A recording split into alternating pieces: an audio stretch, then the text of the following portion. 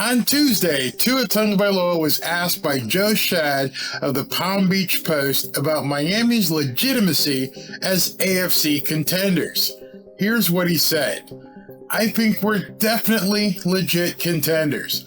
There's no doubt with the guys we have on the defensive side of the ball, with the guys we have on the offensive side of the ball. And now, with this being the first time as an offense, we get to come back understanding the plays already kind of molded into the offense a little more. I think it can get very, very scary. Pretty dangerous. Super Bowl! Think about the bold statements that the Miami Dolphins players are now beginning to make. They're beginning to talk like champions. You got Tyreek out here saying that he's going to get 2,000 yards and that the team is going to win a Super Bowl. You have Tua out here saying now that he thinks between the improved defense and the offense in a second year under Mike McDaniel that we're going to be very, very scary and dangerous. And I don't mean dangerous in the form of slapping boat captains upside the head.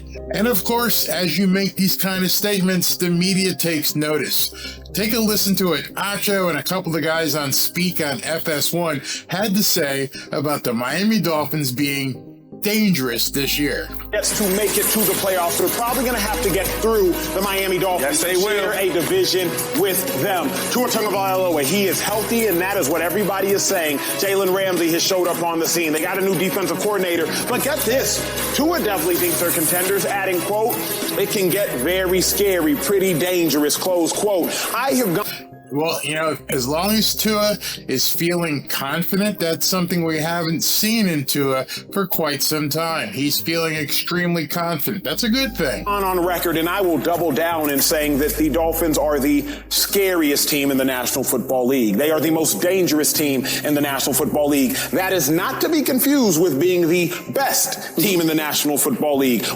Boom. That's a great point. On paper, when you look at this team on paper, it is very, very scary. They can be very, very dangerous.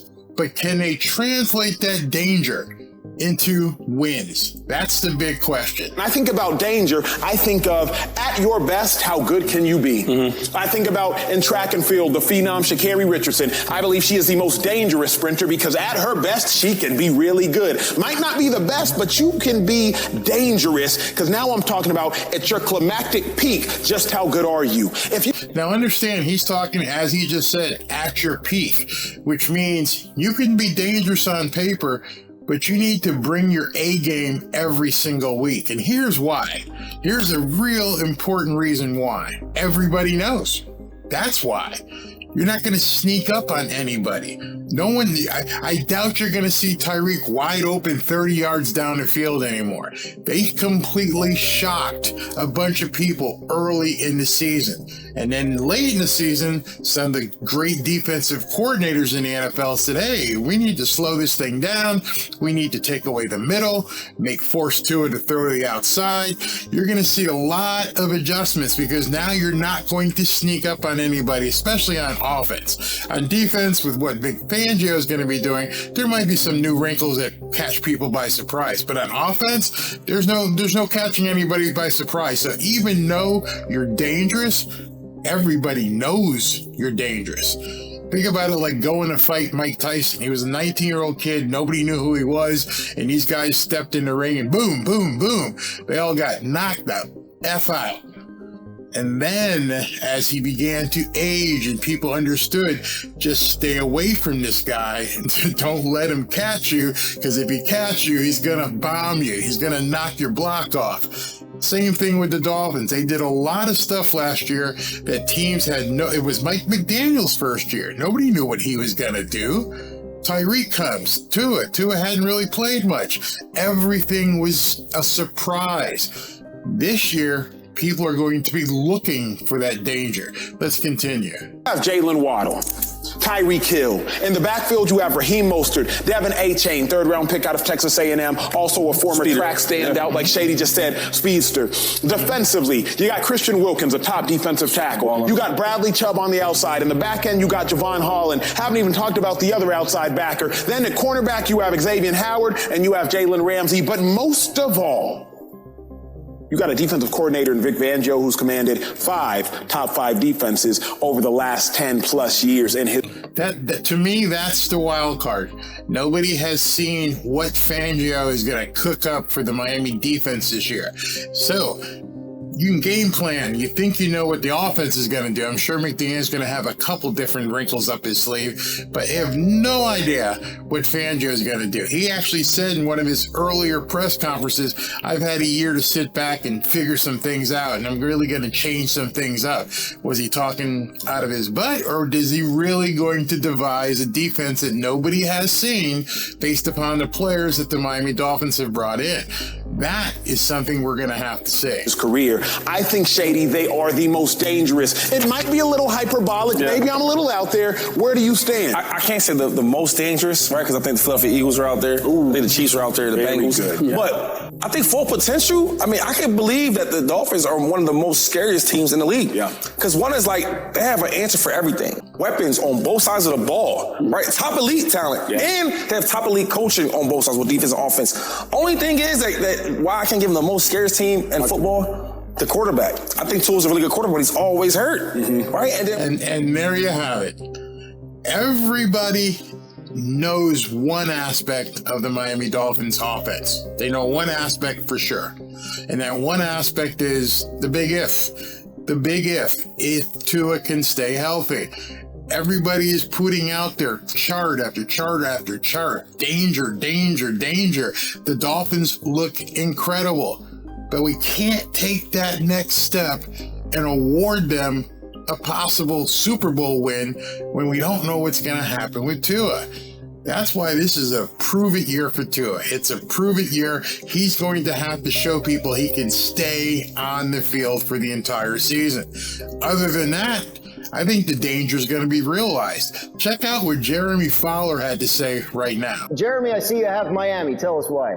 Yeah, I got them as a sneaky contender, Dan. There's something cooking in that Miami water down there. Players want to go there. No state tax. You saw Jalen Ramsey, Tyreek Hill. They're trying to get traded to Miami. As a result, the Dolphins have fallen into a really good roster. So everybody knows the Bills are probably going to win 11 or 12 games. The Jets are going to be right there. But the Dolphins are more poised for a bigger jump than anyone in that entire division. So again, the Dolphins aren't going to sneak up on anybody. That's not going to happen. Everybody is now understanding where the Dolphins are and that they're poised to take a big jump. And as you look at the bottom of the screen, you can see that Sam Ancho, Emmanuel's brother, Alan Hahn, and Dan Graciano all picked other teams. 2 of them picked the Bills, 1 of them picked the Jets, and Jeremy Fowler is the only one who picked the Dolphins. And what he's about to say here now explains the entire reason why.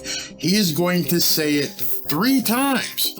3 times, if healthy, if Tua can stay on the field. Listen to this as he goes in. Assuming Tua can stay healthy. If he can, Dolphins are really dangerous. You saw the kind of numbers Tua was putting up last year in Mike McDaniel's offense with those dangerous receivers. This is one of the sneaky best rosters in the entire NFL offense and defense. They're ready to win right now. They just need Tua to stay on the field. He's been doing jiu-jitsu, trying to fall correctly so he can stay healthy. So there it is. That's it. We all know it. This team on paper is very, very scary, as Tua said. It's dangerous looking.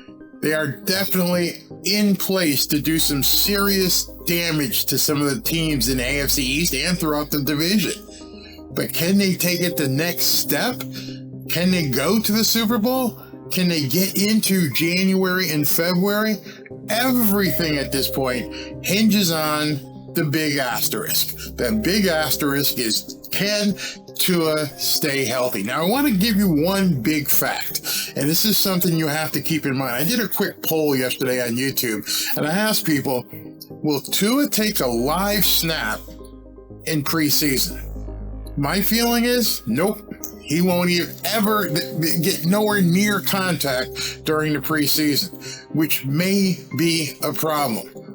December 25th against Green Bay is the last time he had any contact anywhere. That's it. Remember, he didn't finish the game. He didn't finish the season. Said he had a concussion. He was out. So by the time preseason concludes, by the time the first game comes around, it's going to be, 9 months since Tua has taken a game contact situation. 9 months. We won't even know if he holds up to anything until it's game time. I almost wonder, if Mike McDaniel might do the unforeseen and put Tua in these preseason games. Let him get a hit. Let him take a couple of hits. Might as well know if he's going to withstand it. Let's see if the jiu-jitsu worked. Let's get out there and do some stuff. And I make light of that, but I don't know what else to think. Everybody's going to be waiting for that first hit. They're going to be waiting to see what happens. Is Tua going to get up? 9 long months of nothing but if, and if. I don't want to get into the season where something happens like what happened in the Bills game. We need to know early, can Tua take a hit? You guys may differ. Let me know. Do you think that Tua should go live during preseason? That he should actually absorb some hits to see how he's doing? Or should we save him until the actual season begins and then find out if he can take a hit? But other than that, the danger is already in place.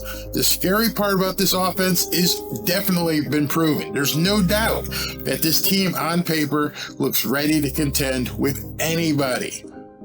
The only doubt that anybody has, and I don't even mean that about the running backs, forget Dalvin Cook. The only doubt anybody has is if Tua can withstand the punishment of an entire season. Let me know what you think about that. Should Tua take the field in preseason and take a couple hits? That's my question of the day. I want to know what you think about that. Me? I don't know.